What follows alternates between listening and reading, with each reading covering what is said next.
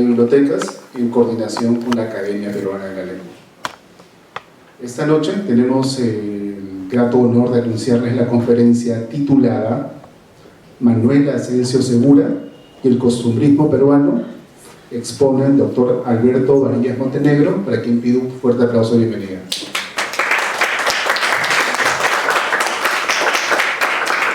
El doctor Montenegro es especialista en Historia y Literatura del siglo XIX, PhD en Literatura y abogado. Ha enseñado en la Pontificia Universidad Católica del Perú y actualmente es vicepresidente de la Academia Peruana de la Lengua, ¿sí? Y miembro del Consejo Directivo de la Academia Nacional de la Historia. Preside el patronato de la Casa Museo Ricardo Palma. Además, es autor de una docena de libros sobre historia, literatura y prensa peruana del siglo XIX, incluyendo las obras completas de Manuel Asensio Segura. Dejo con ustedes al doctor Alberto Varillas Montenegro. Es importante comentarles que al concluir la disertación tendremos un espacio para el diálogo y las preguntas. Espero que disfruten esa disertación. Gracias.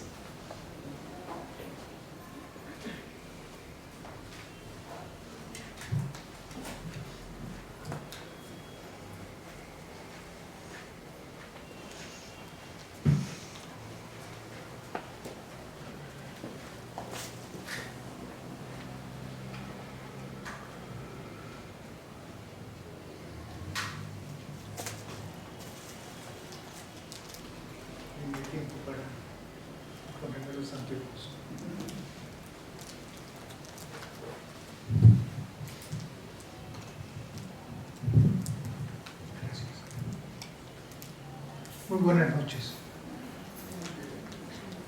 Yo quiero comenzar comentando el término costumbrismo. Es un término que se utiliza mucho, lo utilizamos con frecuencia,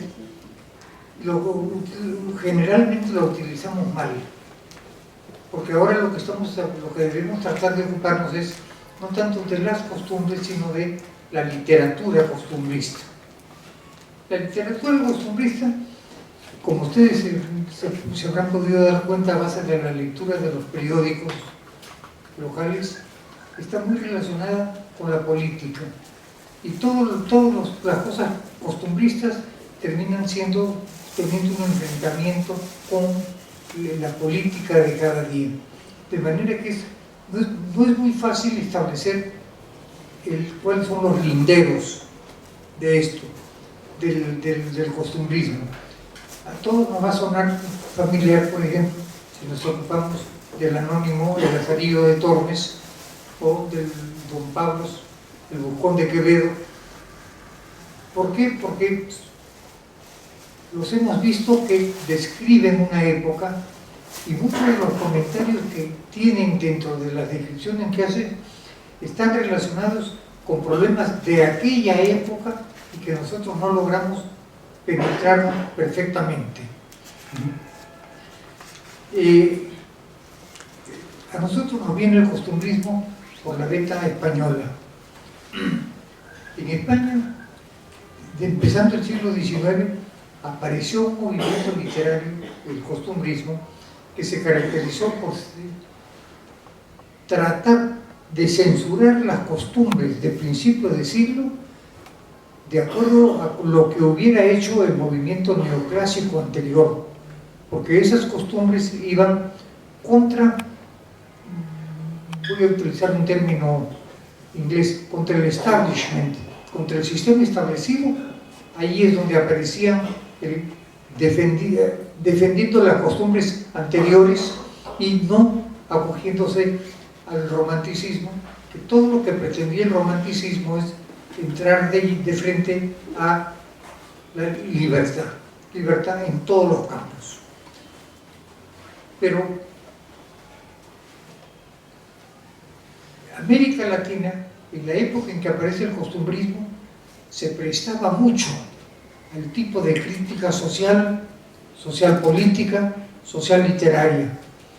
Le digo, insisto en lo de social política, porque hay muchas cosas que los periódicos, las historias no no detallan con el interés, con el detalle que debieran. Por ejemplo, hay 3 países que antes de 1821,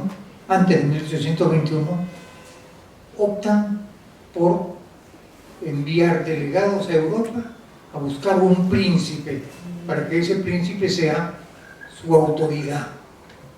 ¿Quiénes son estos 3 países? Argentina. En Argentina llegamos a estar tan avanzados en la idea que el Congreso de Tucumán aprueba el reglamento protocolar, de acuerdo con el cual jurará como, no me acuerdo el término, como encargado del poder en Argentina, el príncipe que vaya a venir. En Chile hizo lo mismo el señor Irizarry, Antonio José Irizarry, que fue un gran político guatemalteco que va a Chile y como conocía mucho de política lo envían, y el Perú me envió la misión de Parvacien y García del Río, de manera que todo esto les da una idea de la complicación, la complicidad que había en esos años, que se prestaba muchísimo a los juicios críticos literarios. Nosotros podríamos decir que la época actual se presta mucho también a la crítica literaria, ¿ya? Y si ustedes agarran los periódicos de todos los días, se van a dar cuenta que los comentarios que se hacen son de una osadía y de un nivel de insulto tremendo, y ya, como dirían nuestros mayores, yo ya tengo pocos mayores, pero en fin, ya, como dirían nuestros mayores, no se usaban hacer en otras épocas, en otros tiempos. La historia y la literatura peruana siempre ha recogido entre poetas destacados como Vallejo, Yeguren y el premio Nobel Vargas Llosa, a escritores que han ofrecido material muy cercano al costumbrismo. La vocación por desarrollar conocimiento, temas relacionados con las costumbres, se remonta tiempo atrás y ha tenido éxito. En España hay 3 grandes costumbristas, que son don Serafín Esteban Calderón, que escribió su colección de cuentos, colección de artículos con el nombre de Escenas Andaluzas. Todos los artículos son de crítica social. Ramón Mesonero Romanos, que escribió en el Seminario Pintoresco lo mismo, una colección de artículos de crítica social que publicó con el nombre de Escenas Matritenses. Pero fíjense cómo ninguno prefiere la novela, se quedan en los cuentos. Y el más conocido de todos los españoles es Larra, con un cuento de un hombre que se ha hecho ya famoso, que se llama Vuelva usted mañana, que es la tragedia de quien tiene que recurrir a la administración pública en un mal momento. En el Perú hemos tenido personajes de iguales características. Por ejemplo, hoy muy pocos se acuerdan de Abelardo Gamarra, pero Abelardo Gamarra que inmortalizó un nombre, la ciudad de Pelagatos. Evidentemente es una ciudad inventada, pero él la ambienta, todos sus cuentos en la ciudad de Pelagatos. Pero así como esa era la ciudad, aparece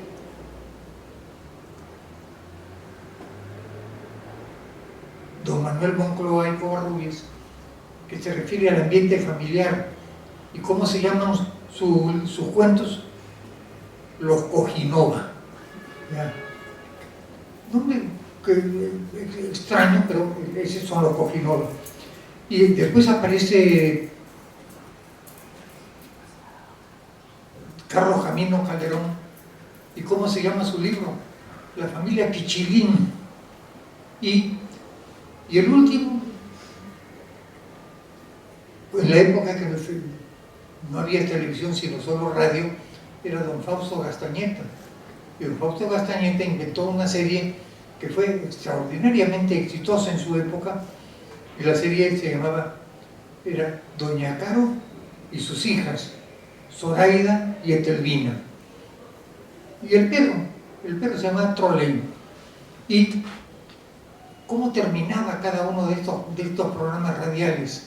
Terminaba cuando aparecía el hijito hombre y la doña Caro y sus dos hijas gritaban al unísono: Gregorio, Calato. Entonces esa era la forma en que podía difundir el estilo de vida de esa época. Y del estilo de vida de esa época nosotros tenemos algunos testimonios que no nos damos cuenta lo que estamos paladeando, disfrutando. Por ejemplo, hace unos días estábamos recordando con unos amigos a Mario Cabañaro. Mario Cabañaro escribió una cincuentena de relatos, de valses, que fueron inmortalizados allá por la década del 50 por los troveros criollos. ¿Y cuáles eran sus cuentos? Por ejemplo, Cabeza de Clorofila. Ustedes pueden, no dudo que ustedes van a preguntarse qué demonios puede utilizarse como nombre Cabeza de Clorofila. Y fíjense cómo todo deriva. ¿De qué deriva? Que allá por la década del 40, fines del 40, se inventó un producto para el dentífrico que era verde, su color era verde, y entonces todas las pastas de dientes tenían que tener clorofila, como si no hubieran usado nunca. Y cómo entra Cabañaro a reírse del público en este caso, cuando le dice en su vals: ya me han cambiado hasta el nombre de pila, ahora me dicen Cabeza de Clorofila, porque los vecinos han notado las canas verdes que tú me has sacado. Entonces,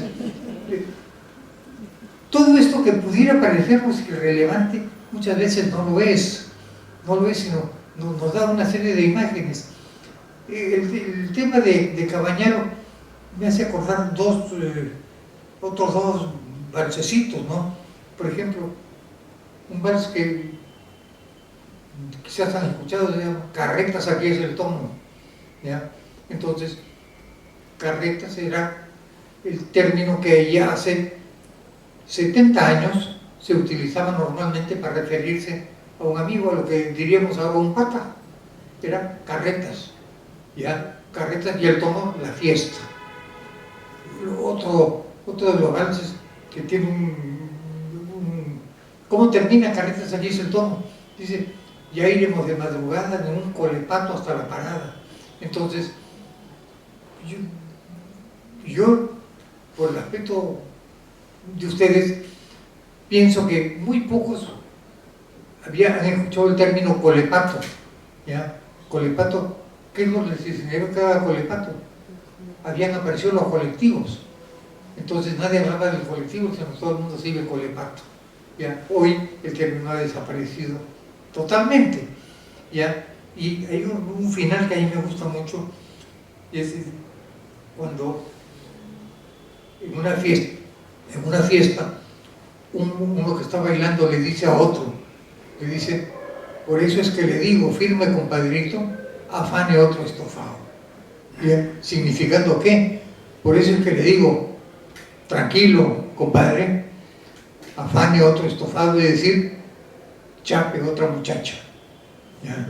Entonces, ustedes fíjense cómo la cosa cambia, y cuando nosotros escuchamos muchas de estas definiciones, nos matamos de risa porque estamos encontrando cosas que remotamente se las escuchamos a una persona mucho mayor, pero que eso es lo que se van formando las costumbres.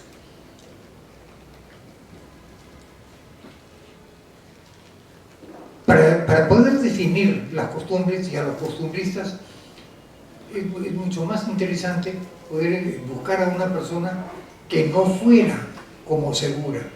¿Por qué? Porque Segura era, según define Martín Adán, cuando se murió, dicen, era un hombre cabal, honesto y prudente, de los mejores vecinos de la vecindad. Entonces, era tan normal Segura que es mucho más difícil trazar su perfil. Pero vamos a ensayar algo. En primer lugar, el propio Segura en una de sus composiciones se anuncia y dice: yo, que ni al clásico sigo ni al romántico tampoco, unas veces me desboco y otras pienso lo que digo. Es decir, estamos hablando de una persona que no tiene ningún inconveniente en presentarse de la manera más, desde su perspectiva, más auténtica. Muy poco sabemos de la vida de Segura. Nace en Lima, hijo de una familia modesta. Su padre era un militar de baja categoría en el ejército español.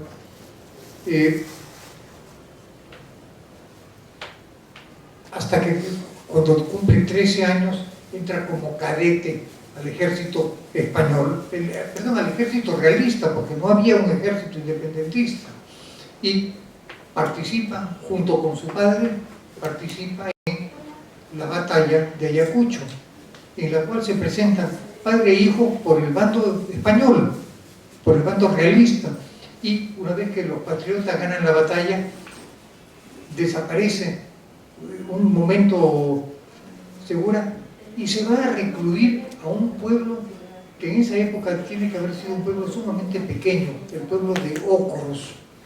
Ocros queda al norte de Huanta, cercano a Ayacucho, y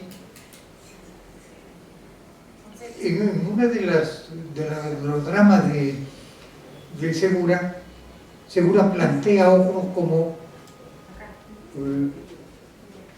un poco de carácter autobiográfico. ¿En qué sentido?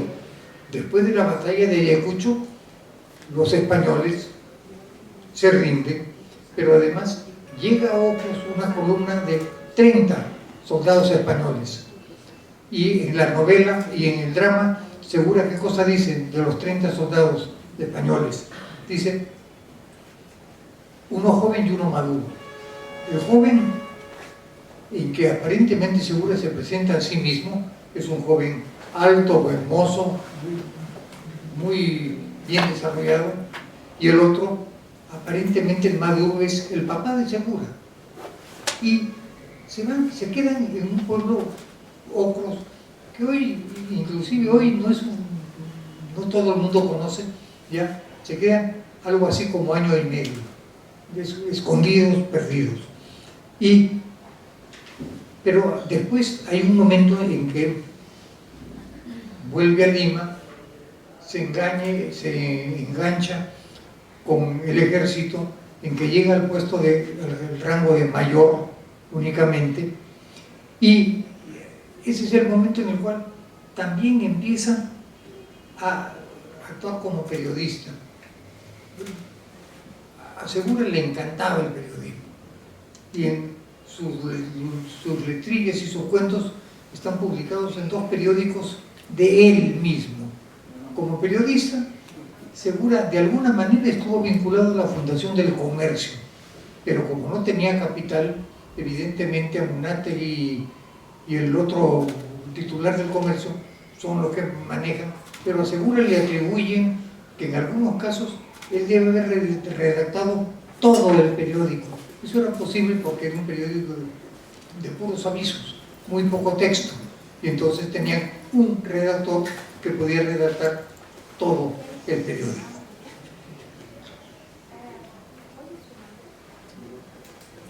Les decía hace un instante que hay momentos de la vida de Segura en que se le pierde el rastro. Efectivamente, después de la batalla de Ayacucho se le pierde el rastro un tiempo. Cuando reaparece en Lima como escritor, escribe una tragedia que no se atrevió a representar, porque en esa época en que no habían derechos humanos ni consideraciones de ese tipo, si no la metían preso. Entonces, ¿qué cosa es lo que dice en esta comedia La Pepa? Que es una comedia que se escribió en el año 1834, que nunca se ha representado, que seguramente nunca se va a volver a representar y que se ha publicado solo una vez. Pero fíjense lo que dice Segura. Desengañémonos. Mientras el Perú tenga congresos, senados, Corte Suprema, colegios electorales y otras pinturas como estas, nada haremos de provecho. ¿No le suena un poco familiar? No quiero comprometer a la institución. Pero con la misma, este hombre que era natural, buen vecino, un buen día opta por casarse, se casa bien y lo nombran a Piura. Nadie sabe por qué se fue a Piura, pero se quedó 10 años en Piura, ¿ya? Y en Piura le fue bien, escribió muy poco, pero llevó una buena vida, él y su señora, porque llegaron a ser empleados públicos y secretario de la provincia litoral de Piura.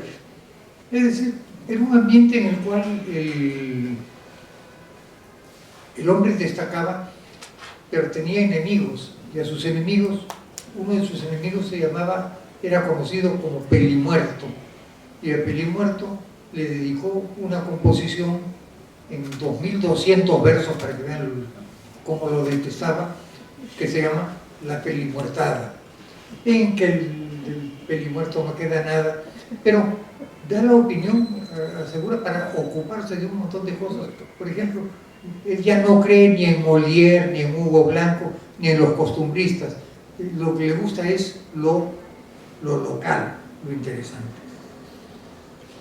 La obra de Segura es muy fácil de poder ver. Fue un exitoso autor teatral. Ellos por aquí han sacado copias del cuadro de sus comedias.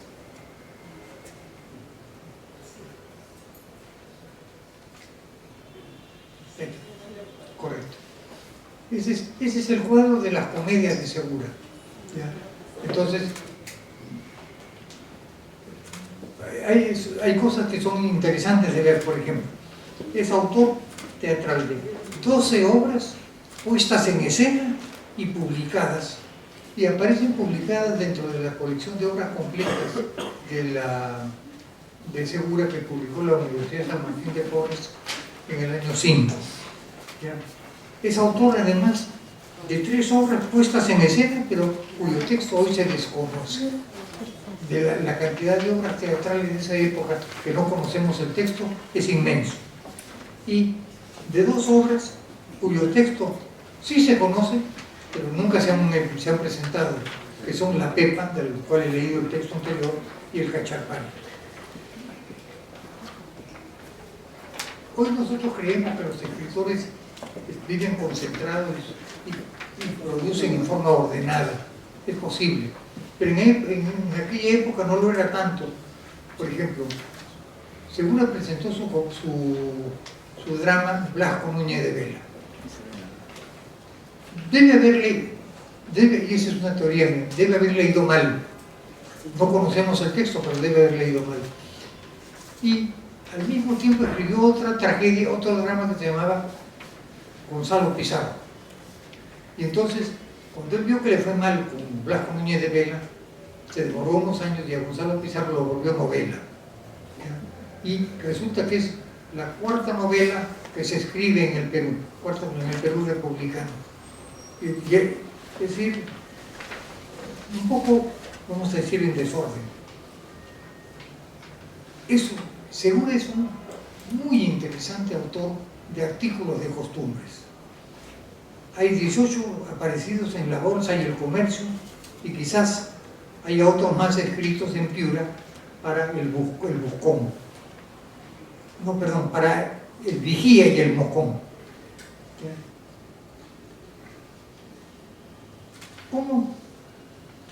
¿Cuál es la presentación que hace de su periódico, El Cometa? Cito, dice: mi periódico no tendrá periodo fijo. Es decir, que será periódico y no será periódico. En 2 palabras, saldrá cuando se me antoje. Porque como no pide ni espera protección, no tiene por qué estar a la voluntad de nadie, sino a la de su dueño. Lo leerá el que quisiera, previa exhibición de su valor, porque de balde no ha de leerlo nadie. Lo elogiará aquel a quien le pareciera bien y lo criticará el que le pareciera mal escrito.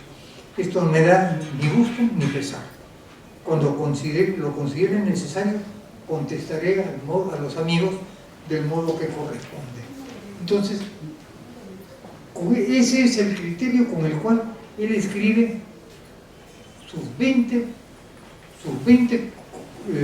artículos de costumbres, que son sumamente sabrosos y que están en sus periódicos. Por ejemplo, en El Cometa, que es del cual le acabo de leer la presentación, que se publica en Lima en el año 43. ¿Qué cosa nos dice? Nos dice: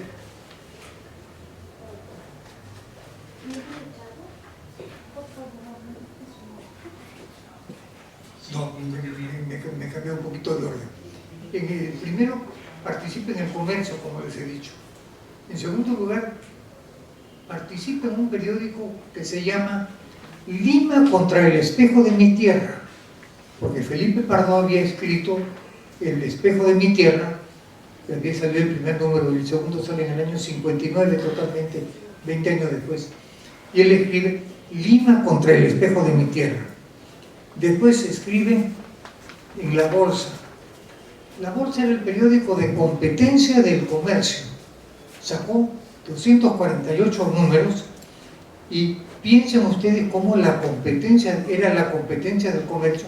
Al final el comercio, uno de los dos iba a ganar, ganó el comercio, que sobrevive. ¿Ya? Luego, el Cometa, que es muy gracioso, en Piura escribió en el Vigía y en el Moscón. Pero en todo esto, no, perdón, yo me he olvidado de mencionar una cosa que es muy interesante, y fue un poeta, un buen poeta que presentaba todo tipo de letrilla contra Santa Cruz, su enemigo, que además Santa Cruz lo tuvo preso 1 año y medio, y contra las costumbres. Pero fíjense la manera de describir, cómo describe, cómo censura las costumbres. Vamos a ver cómo censura las costumbres Felipe Pardo y Segura. Felipe Pardo es autor de una composición que se llama El Tamal, ¿ya? En que se opone al tamal porque es muy olisco, no le gusta, perfecto. Pero Segura le contesta, y Segura no le contesta con voz de blanco, sino con voz de negro. Entonces Segura, en voz de negro, le dice al dueño, le dice: rico está, probá, señor, mi amo. A mi amo el señor oiró, es decir, no le dice ni siquiera oidor. El señor oiró se lo hacía así mi amita. Mientras tanto, esa es la forma burlona en que sale. Pero cuando Segura quiere hablar de las cosas que le gusta y que sabe, no tiene inconveniente en recurrir a un mecanismo mucho más simple y sencillo, y describe una mesa puesta. Describe una mesa puesta de esta manera: de pavos y de gallinas, de enrollados y jamones, de salchichas, de pichones, de mariscos y sardinas, de helados, de gelatina, de frutas de jugo y huesos, de licores con exceso, de leche frita y asada, de pasteles y empanadas, de aceitunas, pan y queso. Es decir, es la gran comida criolla ilimitada en cuanto a cantidad, y él mismo pone de licores en exceso. Eso es lo que le era propio, porque esas son las Eso es lo que es propio del costumbrismo y no de la crítica social pura, como es la que hace Pardo. Pero Pardo, cuando se refiere a su hijo, ¿cómo lo trata? Le dicen: dichoso hijo mío, tú que 21 años cumpliste, dichoso que ya te hiciste ciudadano del Perú, lindo que eres igual, según lo mandan las leyes, al negro que te unce los bueyes y al que te riega el maizal. Es decir, es el hombre bien que describe lo que está ocurriendo en la vida real. Pero no podemos olvidar a Segura como poeta lírico. No sé si me ha pasado. Un ratito. Como poeta lírico, nadie considera a Segura como poeta lírico, pero en la antología que prepararon allá por el año 50, Sebastián Salazar, Yelson y un tercer crítico peruano, recogen esta composición que se llama A una viuda. A una viuda es una composición que aparentemente responde a esta situación. Una dama muy guapa se casa y aparentemente en la noche de bodas fallece el marido. Entonces la situación era dramática y Segura la describe, pero la describe con maestría. El texto es un poquitín largo. Dice: muy temprano se apagó la antorcha de tu Himeneo, ahí señora. Parece que se citó la muerte con el deseo a una hora. Ayer manto virginal, luego corona de esposas tú te ceñías. Hoy al albor matinal, ya de toca letuosa te cubrías. Grito de muerte retumba en la bóveda sonora que se abriera. Aléjate de esa tumba, y tu juventud, señora, que no se muera de la vida, que no se muera de la vida en el desierto, solitario peregrino sin amor. Solitario peregrino sin amor es como sombra de un muerto que aparece en el cambio con terror. Y termina, dicen: deja, oh viuda, el morir y torna al pie del altar muy lucida. Vuelve, señora, al vivir, vuelve al vivir del amor que es la vida. Es decir, estamos hablando de una persona que nos presenta un texto neoclásico, pero de extraordinaria jerarquía, que no ha pasado desapercibido, pero nadie recuerda a Segura como poeta lírico. Y no podría yo concluir sobre Segura sin mencionando a Ñacatita. Desde que la crítica peruana se ha ocupado del personaje, le han atribuido a Ñacatita todos los defectos posibles. Eduardo Garno se refería a ella en términos muy duros: personaje antipático y repugnante, de sentimientos bajos y vulgares. Pues Alberto Sánchez y Antonio Cornejo han morigerado esto, pero la mejor descripción es la que hizo de él Alberto Isola, porque Alberto Isola sí es actor, entonces él sí entiende el personaje mucho más que los críticos literarios. Y él dice así: siempre se dijo que Ñacatita era la Celestina peruana, pero ella nunca fue prostituta. Es una mujer de mucha fe, una creyente, no es una hipócrita. No tiene familia, no marido, ni hijos, y se tiene que ganar el pan metiéndose en las casas a husmear para poder comer.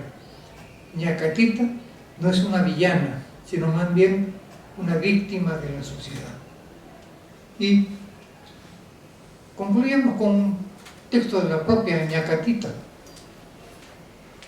que cuando tiene que ver todos los candidatos a novios de la muchacha, se tiene que ocupar del viejo,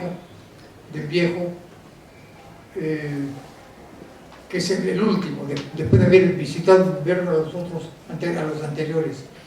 Dice, el otro es un candelejo, más uno, sin duda, más tiene bonis, y vale más que un Adonis, sin más viejo, sin más bienes que el pellejo.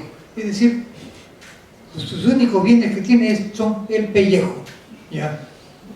Fuera de esto, don Alejo, no es tampoco de la cría. Ave María. Así termino. Muchas gracias.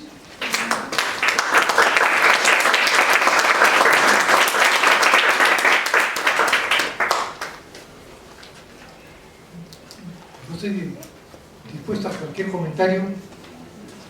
No sé si pregunta o... ¿Perdón? Vamos a facilitar el tiempo. Perdón. Perfecto.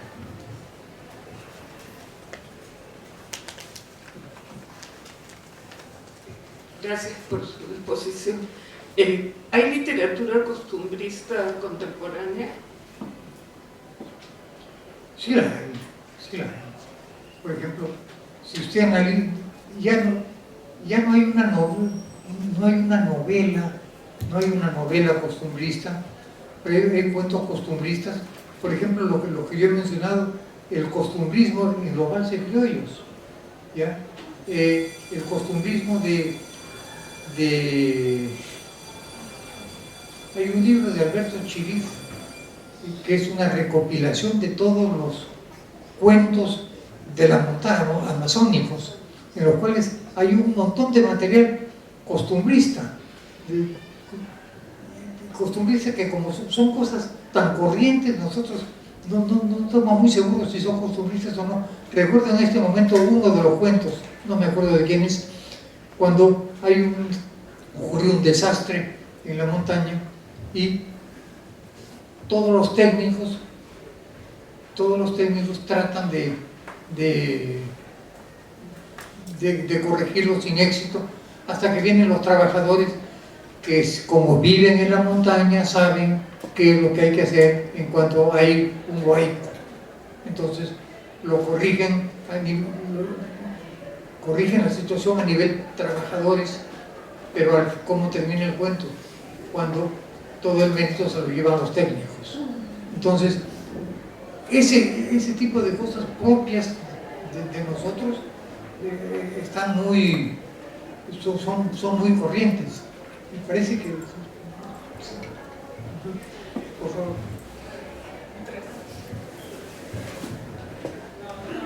Buenas noches. Me ha encantado escuchar su disertación y más bien quería pedirle un consejo.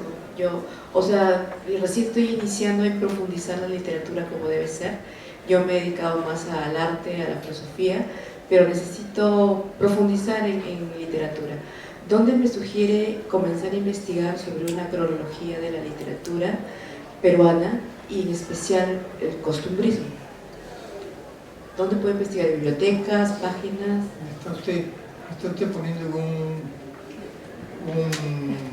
contra la pared. Le voy a decir por qué. Yo me he especializado, ¿ya?, en literatura e historia del siglo XIX, más en literatura. Y yo tengo escrito un libro publicado en el año 92, me parece, un libro de como 500 páginas en que trato de presentar a todos los escritores del siglo XIX por generaciones, en la aplicación del sistema, del método de Ortega y Gasset y Julián Marías.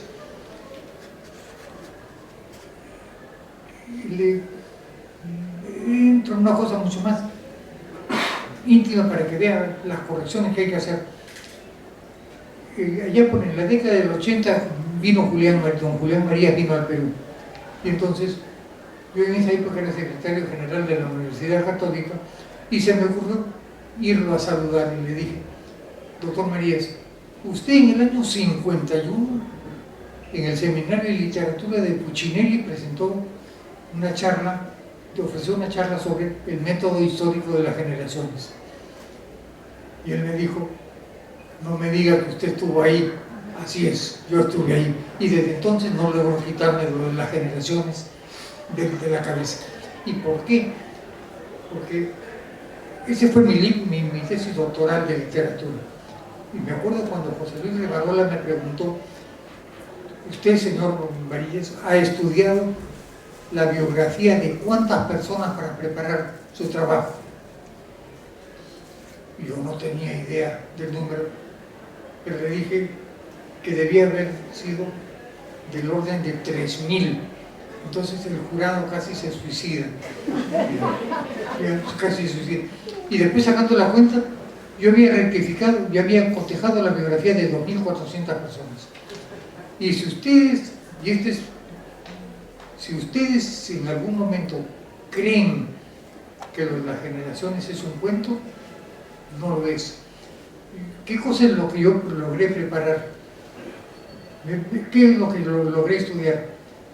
Todas las personas que tuvieron alguna importancia entre los nacidos entre 1751 y 1914, me parece, ¿ya? Incluyendo Alan García, o sea, gente muy actual. Y todos se pueden dividir en grupos de 15 años. Todos.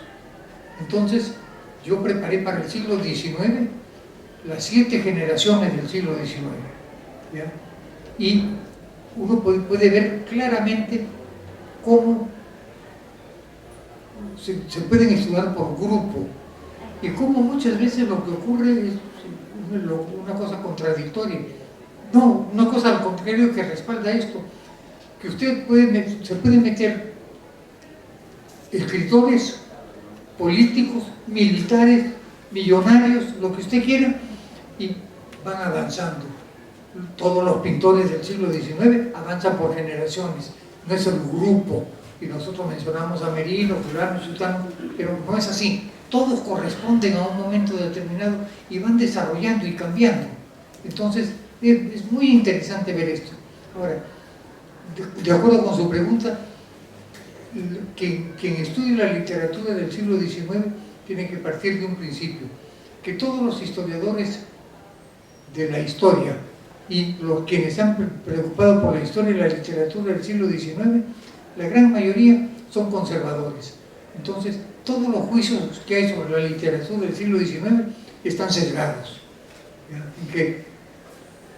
sobre los escritores y los políticos. Por eso es que, como todos los políticos son conservadores, es puro elogio a don Manuel Pardo, que era conservador y el primer civil. Entonces, eso le da un poco la idea de lo complicado que es, pero lamentablemente no. Si usted quiere enterarse, por ejemplo, de la literatura del Perú, debe empezar con Luis Alberto Sánchez. Que Luis Alberto Sánchez es posible que tenga una serie de invenciones y mentirijillas en eso, pero eso es lo que permite que uno agarre el libro y empiece a leerlo con entusiasmo. Porque no sé, yo he tratado, por ejemplo, en la charla de hoy, de no entrar a puntos académicos, no entrar en citas, sino mencionar las cosas un poco al socaire, así, para entretener, ¿ya? De manera que esa es la razón por la cual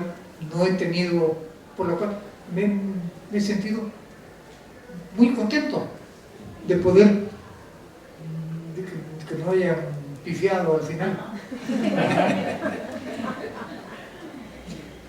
Sí, yo no tengo el micro de manera, sí. Doctor Varillas, buenas noches. Muchas gracias por su entretenida y bien documentada exposición.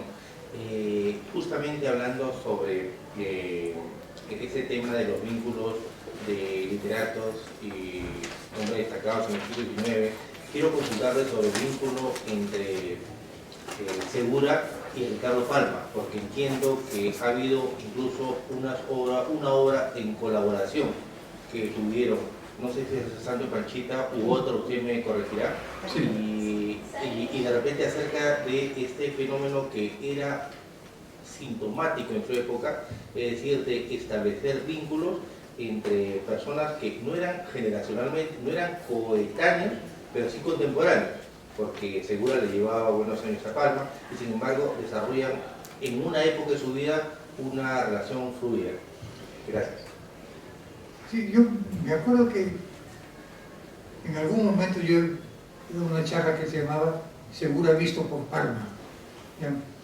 Por ejemplo, Palma, en 1858, Palma hace la primera edición de las obras de Segura.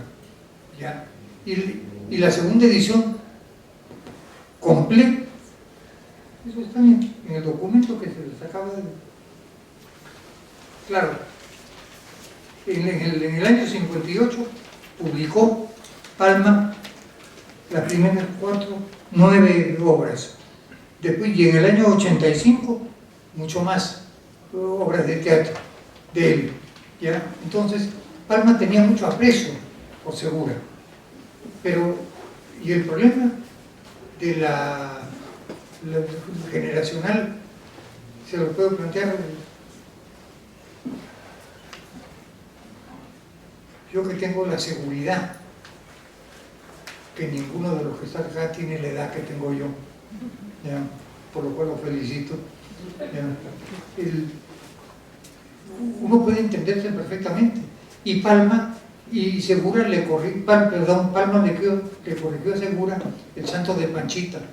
Pero como esas son esas frases hechas que se repiten, que Palma y la mitad de los libros dicen que entre los dos le hicieron, pero Palma declaró, no es así.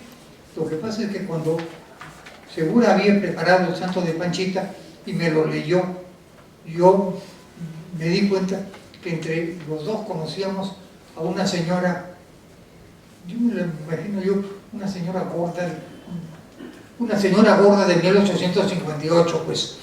Entonces, entendí que y a base de ese recuerdo, Palma reconoce que introdujo al texto un par de cosas muy pequeñas, o sea, no sería justo hablar de una edición de los dos.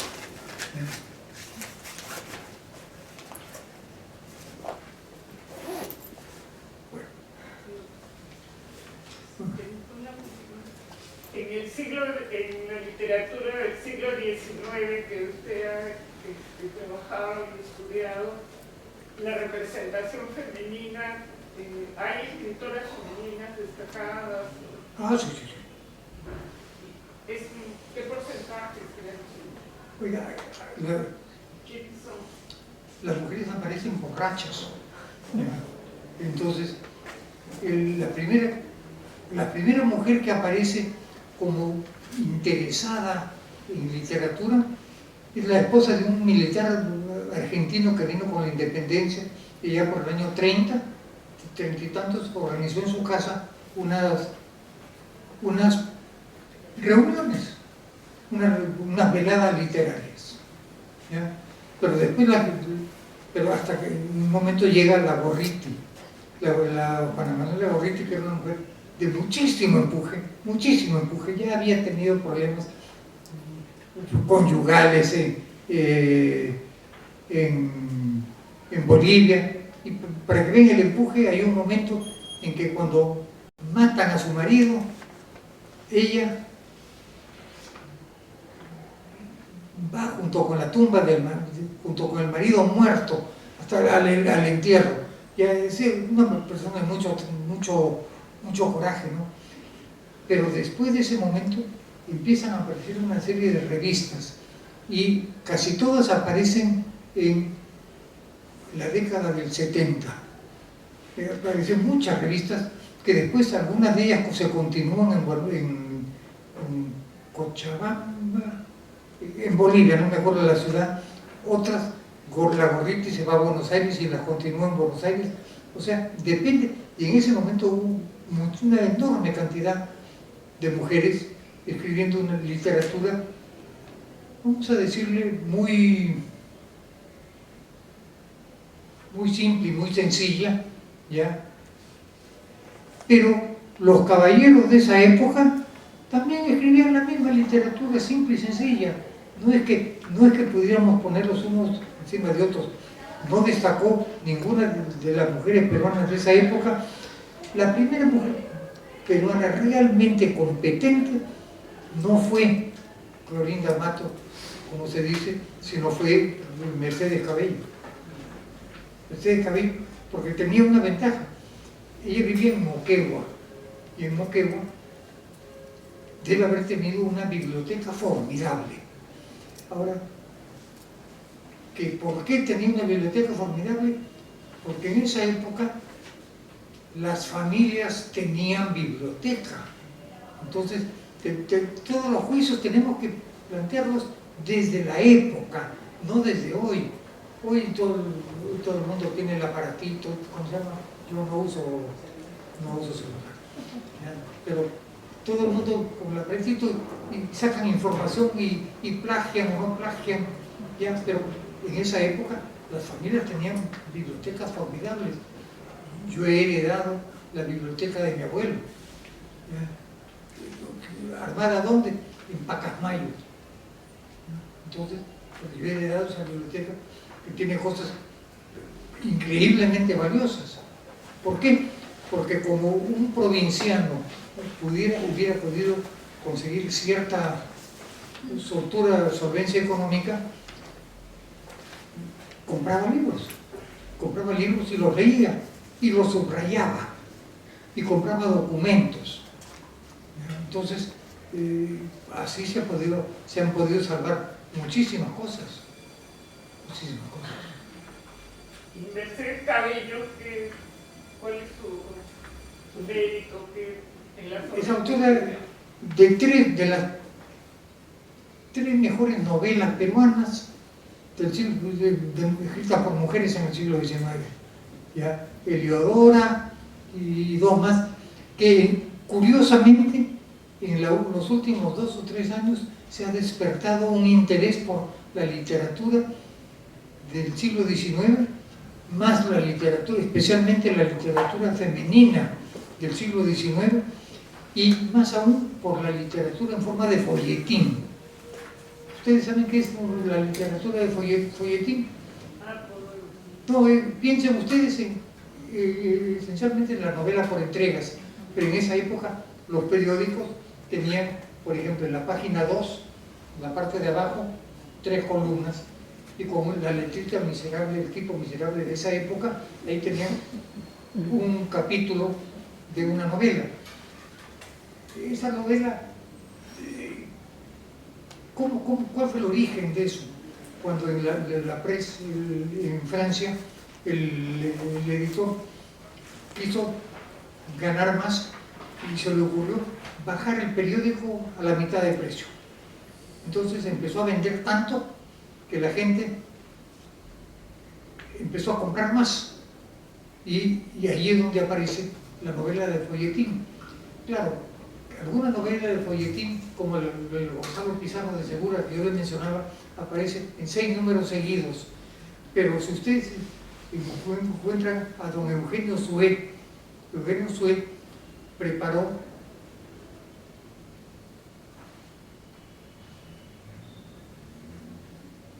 las novelas de folletín que escribió, las publicó en 10 volúmenes. ¿Ya? ¿Por qué le escribía? Porque lo importante era como las novelas por entregas, el último capítulo, y qué viene después si todo el mundo compra. ¿Ya? Y entonces, ¿qué otra cosa escribió Sué? Por ejemplo, escribió Los misterios de París. ¿Ya? Entonces, usted puede hablar de Los misterios de París, cualquier cantidad. Y después aparece Martínez Villegas, que escribe Los misterios de Madrid. Y en el Perú se representan, cuando ven a lo largo de la tesis, de mi trabajo de tesis, hay 3 momentos en que se presentan los misterios de Lima, cuyo texto se ha perdido. Hay 2 misterios de Lima y un artículos sobre los misterios de Lima. Entonces, el problema es que nosotros tenemos siempre el prejuicio, el prurito de creer que la literatura la podemos cercar, y establecer límites temporales, territoriales, temáticos. No es posible. La literatura, lo que tiene de apasionante es que uno no ha acabado de empezar y ya puede meterse por otros caminos.